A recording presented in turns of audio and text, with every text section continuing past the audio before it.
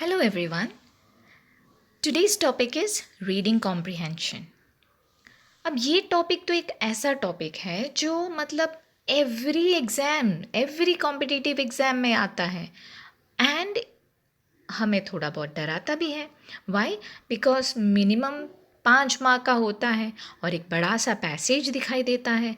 हम रीड करते हैं और कहीं ना कहीं वो डर से रीड करते हैं कि शायद वो पैसेज हम जो रीड कर रहे वही है, शायद हमने कुछ मिस किया और वही आंसर था, वगैरह वगैरह वगैरह. सो आज हम देखेंगे कि उसके थोड़े ऐसे कोई ट्रिक्स अगर हमें मिल जाए जिससे हम प्रैक्टिस जो शुरू करें वो सही तरीके से शुरू करें. चलिए. Comprehension, the word meaning states the ability to perceive or understand. मतलब सिर्फ हमें वो पैसेज पढ़ना है और समझना है, इतना ही चाहते हैं. That's the only criteria. लेकिन हम इतना डर जाते हैं कि पता नहीं हम लोग कितना कुछ सोच जाते हैं उसके ऊपर, राइट? एंड बेसिकली होता है 4 लेवल के. One is literal meaning, another is inferential, third is evaluative and finally applied meaning. ये 4 लेवल के होते हैं. अब लिटरल मीनिंग का मतलब है जो लिखा है वही उसका मीनिंग है. इन्फरेंशियल का होता है which is again next level, right? So inferential level मतलब लिखा कुछ है और उसमें समझ कुछ और भी दिया गया है.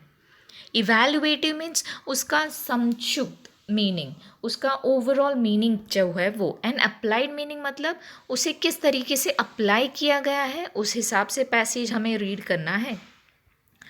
अब स्ट्रैटेजीज देखा जाए तो मैंने काफ़ी यहाँ पे लिखे हैं.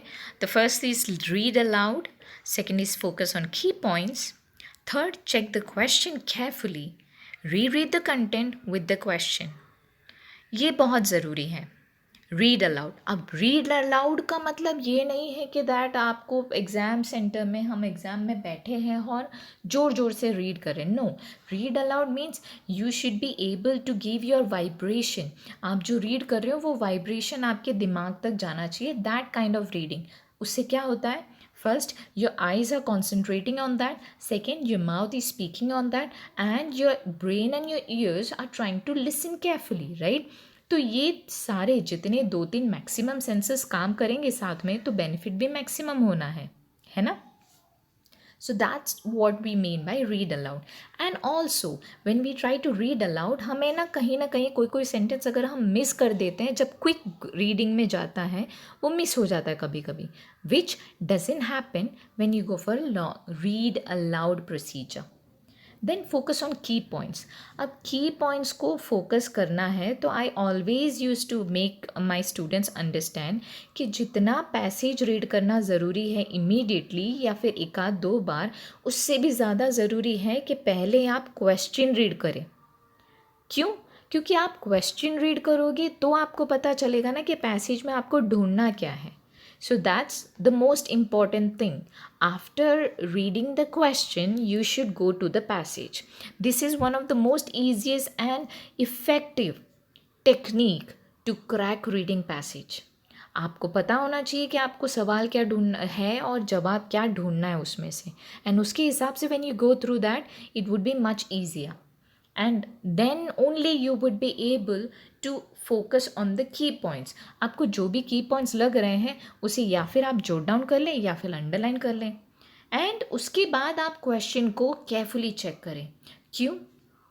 क्योंकि कभी कभी क्वेश्चन के मार्क्स भी इंपॉर्टेंट होते हैं. हाँ, आई फॉरगॉट टू मेंशन, लेकिन मार्क्स भी बहुत ज़रूरी होता है. कभी क्वेश्चन का मार्क सिर्फ एक ही है तो आप 1 मार्क के हिसाब का लिखें ना. You do not have to write the whole 2 or 3 sentences together.